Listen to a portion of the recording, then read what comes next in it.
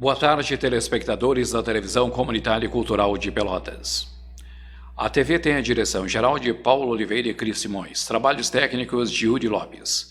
Apoio cultural Fruteira Mendes, 15 de novembro, esquina 7 de setembro. E também na 7 Quase Osório e Andrade Neves, esquina General Neto, com produtos de primeira qualidade desde 1978.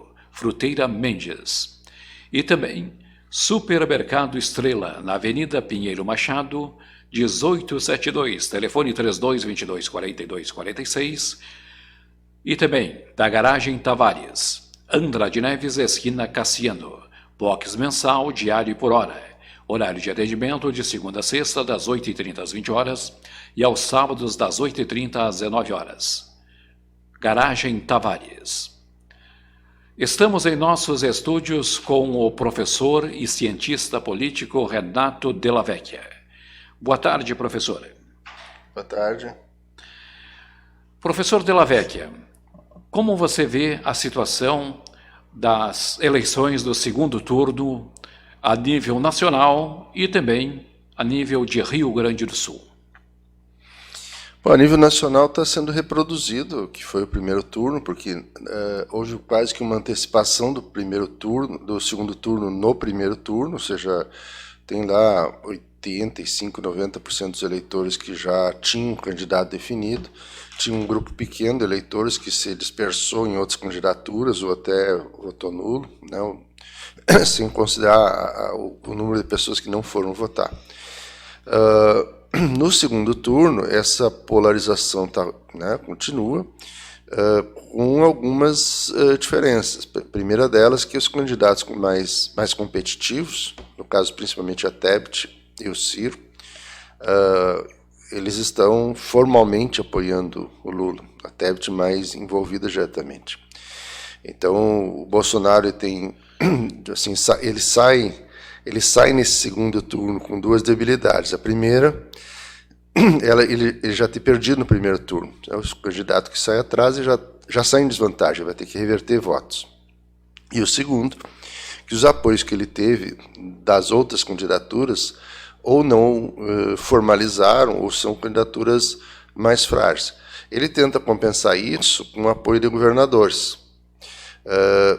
Não sei até que ponto o apoio de governadores, seja para o Lula ou para o Bolsonaro, ele é tão determinante, já que eles, em geral, estiveram envolvidos numa ou noutra candidatura, né? Quando disputaram o próprio governo do Estado, raros não tomaram posição. Um deles é o Eduardo Leite, porque tinha uma vinculação mais com a Tebet, o Zema, em Minas Gerais, né? Esse sim pode ser que tenha algum tipo de efeito. Aqueles que já eram alinhados politicamente, o Lula e Bolsonaro, eles vão retomar, né, assim, a sua campanha. Alguns já ganharam o primeiro turno, outros não, mas não vai fazer uma diferença tão significativa. É uma eleição que vai ser disputada com uma diferença pequena e depende muito do que vier a ocorrer nos próximos dias, principalmente nos últimos 2, 3 dias antes da eleição.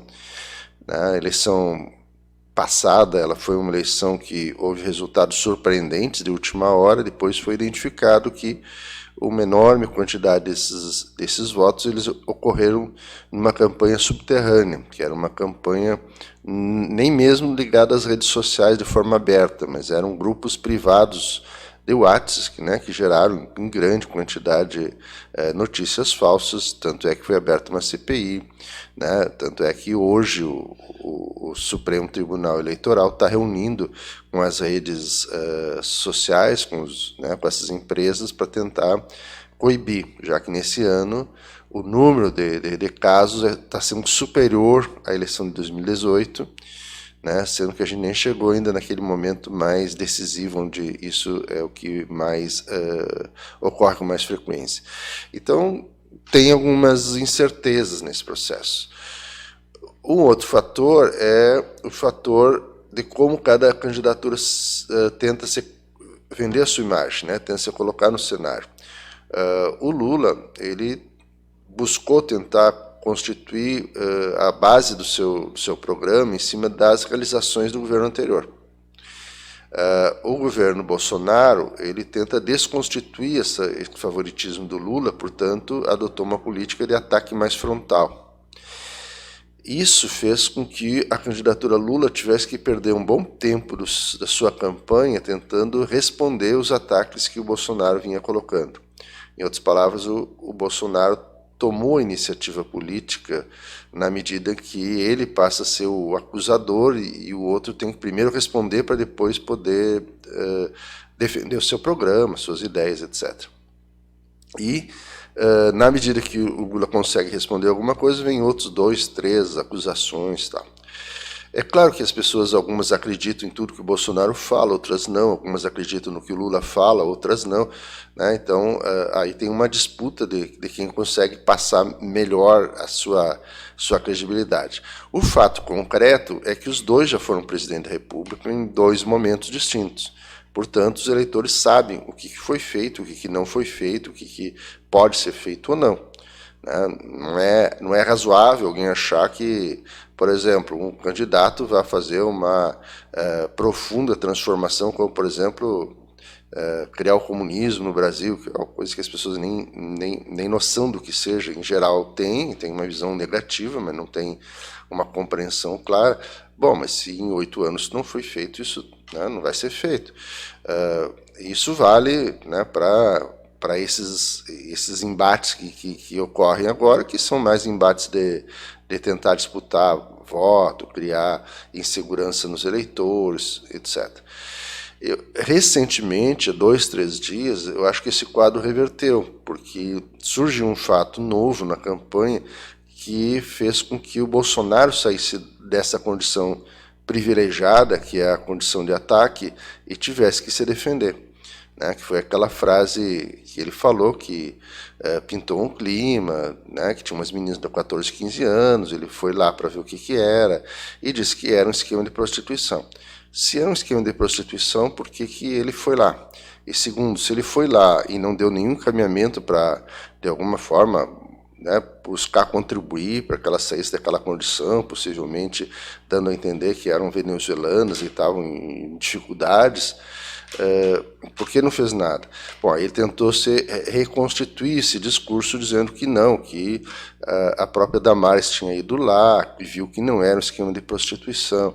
Bom, mas se ele sabia que não era um esquema de prostituição, por que ele disse que era, né, nesse momento? E se desculpou ontem, enfim, ele se enrolou nesse processo, e esse processo para ele tem um dano muito grande, porque isso confronta diretamente o tipo de discurso básico dele, que é a defesa da família, né, a defesa de valores morais, e isso começa a pegar muito mal. Então, esse é um jogo de xadrez muito delicado, né, onde precisa uma sintonia fina de como cada candidato deve se portar em debates, como deve se portar em entrevistas, como os programas podem criar uma imagem ou outra, e é um jogo que vai se tornar muito pesado, né, nos próximos agora 3, 4 dias, que é quando a campanha vai se encerrar no domingo. Então, né, esse programa está sendo gravado uma semana antes, então dentro de uma semana pode ser que tudo que eu esteja falando hoje, a validade seja relativizada, né, porque efetivamente as coisas podem tomar um outro rumo, mas tudo indica que tende a ser isso, uma eleição muito, muito acirrada.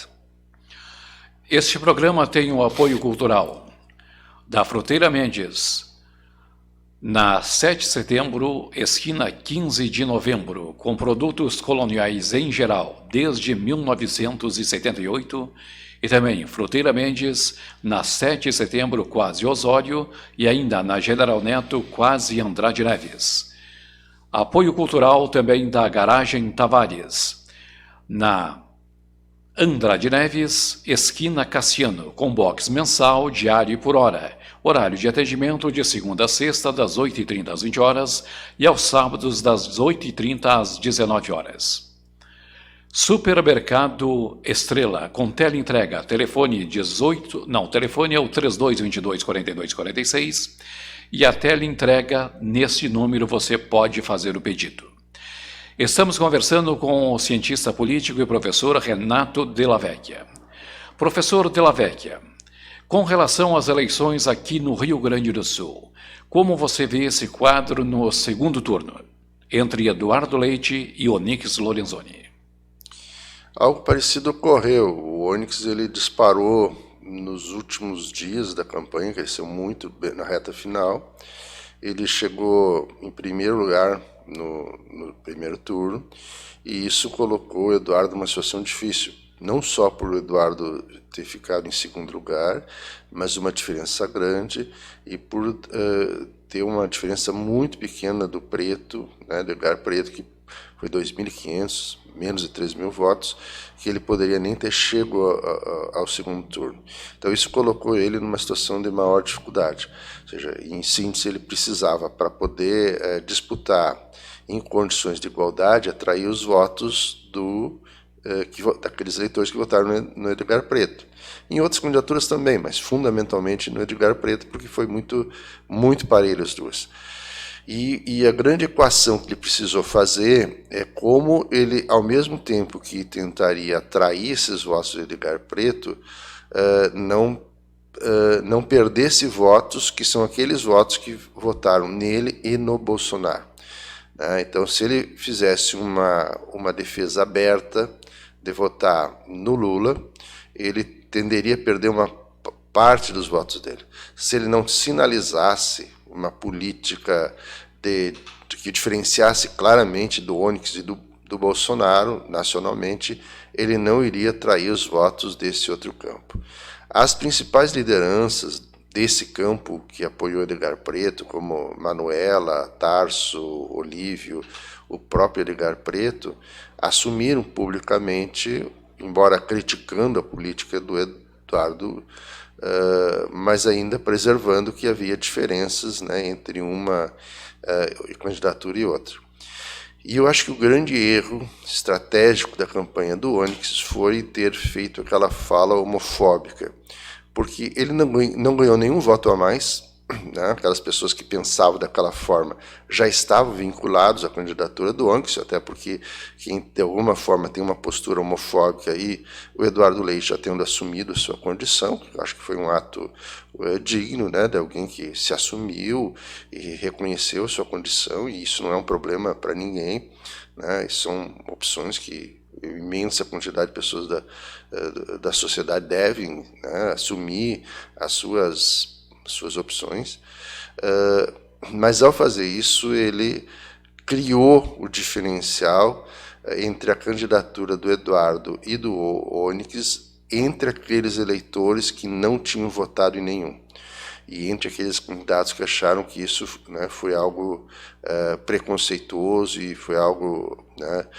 errado do ponto de vista político. E com isso, muita gente que a tendência era votar nulo passou a declarar o seu voto para o Eduardo, o que equilibrou, né, essa disputa, mas de qualquer forma vai ser uma disputa que tende a ser parelha, né? Nos últimos dias, né, sempre é imprevisível, porque o mesmo processo que deve ocorrer no processo nacional, né, ele deve ocorrer no plano estadual também. Estamos conversando com o cientista político e professor da Universidade Católica de Pelotas, Renato Della Vecchia. No seu entendimento, a militância do PT irá votar no Eduardo Leite ou parte dela no Onyx Lorenzoni? Não, a posição do PCdoB, do PSB, do PT, do PSOL, PSB não sei exatamente qual é a posição, mas todas elas foi de nenhum voto ao Onyx. Então, é provável que exista uma parcela que se abstenha de votar em qualquer um dos dois, que não tenha, digamos assim, uma confiança, né, para poder votar no Eduardo, e que é isso, é muito em função das posturas que o Eduardo tomou no passado em relação a essa polarização, e uma outra parte vai votar para derrotar o Onyx. Esse me parece que é o quadro. É muito difícil achar que votos que foram dados ao preto num primeiro lugar, num primeiro momento, sempre ter uma parcela que sim, mas na sua imensa maioria eles não vão para o Onyx, né? Ou seja, as pesquisas já indicam isso, e o grau de polarização da eleição presidencial Lula-Bolsonaro e o Onyx sendo representante do bolsonarismo no Estado impede que esses votos se desloquem para o Onyx. Então, quem não quer o Eduardo vai votar nulo, mas não vai votar no Onyx. Professor Renato Della Vecchia, gostaria das suas considerações finais. Eu acho que é muito importante que as pessoas fiquem muito atentas. Eu acho que um dos grandes problemas, né, que faz com que haja dificuldade das pessoas compreender o que está acontecendo e possam, inclusive, ter capacidade de diálogo, de discussão, mesmo que as pessoas possam ter e devem ter opiniões diferentes, mas fazer com que esses espaços da política sejam espaços para ser discutido. A política é para ser discutida, as divergências são para ser discutidas. Não podemos transformar as diferenças, divergências, em tornar isso inimigos. Quando as pessoas dizem que é muito ruim a polarização, a disputa, o confronto, bom, mas a essência da política é o confronto. Porque se não houvesse confronto, se não houvesse diferença, se não tivesse interesses distintos, não existiria política. As pessoas todas teriam, né, as mesmas opiniões sobre tudo e não haveria necessidade da política. A política existe porque existe o conflito. E a forma de mediar o conflito é através da política. Portanto, é importante que ela seja discutida, mas não que eu transforme as pessoas que pensam diferente de mim em meus inimigos. O que eu tenho que combater são ideias, não pessoas, né? E o segundo é que as pessoas sejam, né, busquem as informações em diferentes fontes, porque esse mundo virtual que a gente está acostumado, que a gente, né, tomou conta das nossas vidas, das nossas relações, ele é importante em muitos aspectos, mas ele também é um terreno perigoso, porque é muito difícil, muitas vezes, identificar quais daquelas informações que circulam são verdadeiras ou não são verdadeiras. A forma de resolver isso é buscar inúmeras outras opiniões e análises e fontes e confrontá-las, né? Muitas vezes as informações elas se chocam contra a própria realidade. É só olhar a realidade, só olhar o que ocorreu no passado, o que ocorre no presente, e com isso checar se essa informação ela é verídica ou não. Professor Renato Della Vecchia, muito obrigado pela sua participação. Eu que agradeço o convite de vocês. Conversamos com o professor, cientista político da Universidade Católica de Pelotas, Renato Della Vecchia. Tenham todos uma boa tarde, sempre na certeza de estarmos contribuindo para uma sociedade mais certa, justa e perfeita.